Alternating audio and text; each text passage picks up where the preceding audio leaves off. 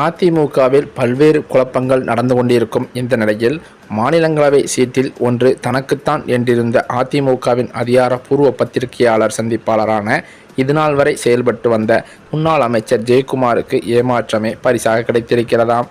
இது அவருக்கு பெரிய அதிருப்தியை மட்டும் ஏற்படுத்தியது மட்டுமல்லாமல் பெரிய மண்டேடியில் இருந்து வருகிறாராம்.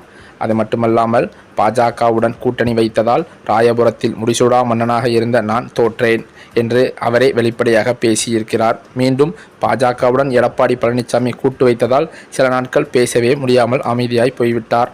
இந்த நிலையில் ஜெயக்குமாரிடம் சமாதானம் பேசிய அதிமுக சீனியர்கள் சிலர் காலியாகும் எம்பி சீட்டில் 2இல் 1 உங்களுக்குத்தான் என்பதை உறுதிப்பட சொல்லி வந்துள்ளனர். அதனால் மீண்டும் செய்தியாளர்கள் மத்தியில் தோன்றிய ஜெயக்குமாரோ வழக்கத்திற்கு மாறாக அடக்கியே வாசிக்க தொடங்கியிருக்கிறார். மீனவ சமூகத்தைச் சேர்ந்தவர் என்பதன் அடிப்படையிலும் எடப்பாடி பழனிசாமிக்காக ஊடகங்களிடமும் சமாளித்தவர் என்ற அடிப்படையிலும் பாஜகவால் தன்னுடைய தொகுதியில்தான் தோற்றதாலும் தனக்கு எம்பி சீட்டை எடப்பாடி பழனிசாமி கொடுத்து வருவார் என்ற மிகப்பெரிய நம்பிக்கையில் இருந்த ஜெயக்குமாருக்கு அதிமுக தலைமையோ அறிவித்த அறிவிப்பு பேரிடியாக வந்திருக்கிறது. மேலும் இதனால் சற்று கண்கலங்கியே போய்விட்டாராம் என்றும் அவரது நெருங்கிய வட்டாரங்களில் தகவல்களும் வெளிவந்தது. அது மட்டுமா, என்பதுரையாவது அதிமுகவின் வழக்குகளை நடத்தி வரும் ஊரறிந்த நபர். ஆனால் முன்னாள் எம்எல்ஏவான தனபாலை பெரிதாக யாருக்கும் தெரியவே செய்யாது.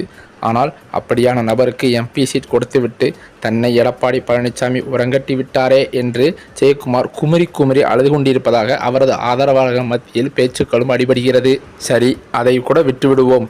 வருகின்ற எம்பி சீட் இல்லை என்றாலும் வரும் 2024 தேர்தலில் ஜெயக்குமாருக்கு ராயபுரத்தில் சீட் கொடுக்கப்படும் என்று கூறப்பட்டாலும் கடந்த தேர்தலில் பாஜகவுடன் கூட்டணி வைத்ததால் தான் அவருக்கு அந்த தொகுதியில் முக்கியமாக இருக்கும் சிறுபான்மையினர் வாக்குகள் கிடைக்காமல் போனது என்று அவரே கூறிக்கொண்டிருந்தார்.